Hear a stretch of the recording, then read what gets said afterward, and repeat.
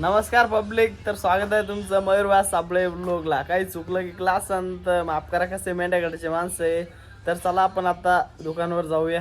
येतो बरोबर, येतो. तर आपण आता शॉपवर जात आहे.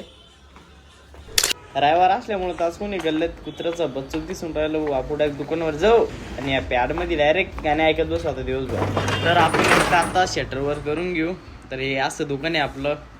तर एकदा लाईट चालू करून घ्या तुम्ही. हे बघा, ओके मध्ये का पराव.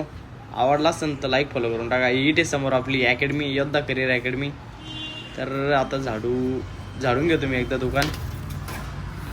आता आपलं दुकान गिकान झाडून झालं. आता गल्लीनं जे जाणारे येणारे मस्त वाट्यावर बसून पद्धतशीर पात राहायच्या पुरी पोरं.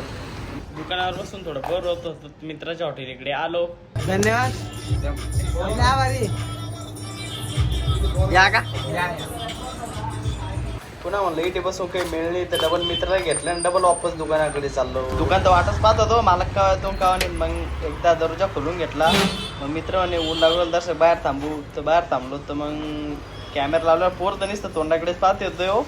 मग दुकानामध्ये गेलो, बाहेर तर ऊन लागत होतं. मग दुकानात टॅबमध्ये गाणे लावले मस्तपैकी, एकदम लवचे गाणे ऐकत बसलो.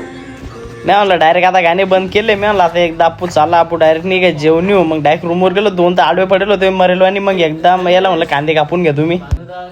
स्वप्नील, गणेशसाठी 2 शब्द बोलून घ्या ना.